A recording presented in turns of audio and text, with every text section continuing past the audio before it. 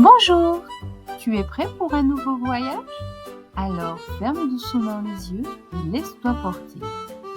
Bienvenue dans l'univers de Ambre au pays des rêves. Viens avec moi partager mes petites aventures. Ambre et Alban, deux amis qui aiment bien l'aventure. Pendant ce temps, Stella et les autres avaient continué leur escalade. Arrivés au sommet, se trouvait sa maison ainsi que celle de Coaxilia. Deux maisons bien différentes, l'une plus grande, très colorée, fleurie, et l'autre plus petite et bien rouge. Les deux maisons communiquent entre elles par un mur qui, une fois à l'intérieur, possédait une porte. Stella invita ses amis à rentrer et les installa au salon. Un bruit étrange résonna. C'est Coaxilia et les enfants qui arrivent à leur tour. Vous voilà enfin. Vous arrivez juste à temps pour prendre le thé. Installez-vous. Ambre et Alban dévorèrent les gâteaux avec gourmandise, tandis que les autres sirotaient leur thé. Eh bien, les enfants, vous avez l'air affamés. Que s'est-il passé à la bibliothèque? Les enfants racontèrent leur aventure. Nous pouvons entendre leur rire traverser les murs. Grand mage, je ne comprends pas comment un si petit livre peut être aussi puissant. Il n'est pas si petit que ça. Il y a fort longtemps, j'ai dû exercer la magie sur ce livre, car il grossissait de jour en jour, et un jour, il est devenu tellement gros et grand, il écrasait tout sur son passage. Et avec le grand conseil, nous avons décidé de le rendre tout petit et de l'endormir. Une fois par an, je viens le consulter pour connaître un peu plus les secrets qu'il renferme, car ce livre a été créé il y a fort longtemps. Et il me semble que la dernière fois que je l'ai lu, qu'il détenait une information capitale qui peut nous être utile face au danger qui nous attend.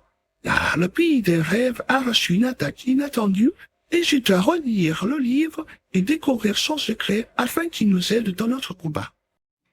Nous pouvons le lire avec toi? Malheureusement, cette fois-ci, ce ne sera pas possible. Je suis vraiment pressé par le temps. Mais la prochaine fois, viens directement me trouver dans mon village. Nous le lirons ensemble dans ma cabane. C'est le seul endroit où je peux lui rendre sa taille normale, à cause du sort de protection que j'ai posé pour protéger ma maison et tout le village. Tant qu'il est actif, rien ne peut grandir en dehors de la cabane. Il y a des choses à voir dans ce pays. Dis-ta, chaque jour est une nouvelle aventure. Stella se leva et sur sa gauche se trouva un mur sur lequel figurait une fresque toute rouge qui représentait une forêt rouge.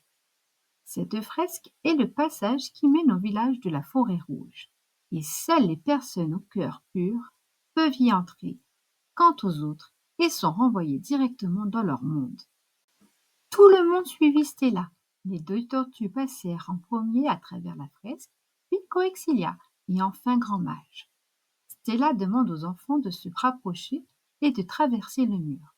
Terrorisés, ils s'avancent et une sensation étrange les envahit. Ils sont à la fois rassurés et en même temps, ils ressentent une envie irrésistible de voir ce qu'il se passe de l'autre côté. Ils se rapprochent lentement et, plus ils se rapprochent, plus une chose les aspire quand... Ambre et Alban atterrirent en douceur. Ils se retrouvèrent dans un lieu étrange, désert, après avoir tourné dans un tourbillon d'étoiles filantes. Waouh! Mais où est-il passé? Quand soudain, Grand Mage et Stella apparurent devant eux. Où sommes-nous? Nous sommes dans le néant. Et derrière cette porte se trouve la forêt rouge. Je ne vois aucune porte. C'est normal. Les portes du pays des rêves sont invisibles pour les visiteurs. Regardez. Stella toucha une porte cachée et hop, une porte rouge vive apparut comme par magie. Eh bien, les enfants, vous voilà arrivés. Derrière cette porte se trouve le village et la forêt. Il est temps pour moi de vous faire mes adieux et de vous souhaiter un bon voyage. Tu ne viens pas avec nous? Et non, je dois retourner chez moi, car une mission importante m'attend. J'ai été ravi d'avoir fait votre connaissance à tous les deux. Et n'oubliez pas, quand vous reviendrez, venez me voir, nous lirons ensemble sur l'histoire. Bordés d'émotion, les deux enfants se mirent à courir vers Grand Mage. Ils le serrèrent dans leurs petits bras. Grand Mage devait hélas les quitter. Il toucha à une autre porte qui devint bleue comme le ciel, Après un dernier câlin, il disparut.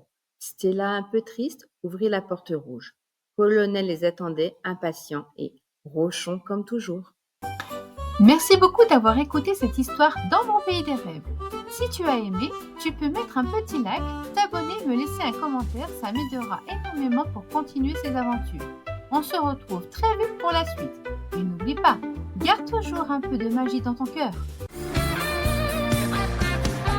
Viens avec moi partager mes petites aventures. Ambre et Alban, deux amis qui aiment bien l'aventure. Il y a Colonel et aussi Gertrude, deux tortues qui gesticulent sans lassitude.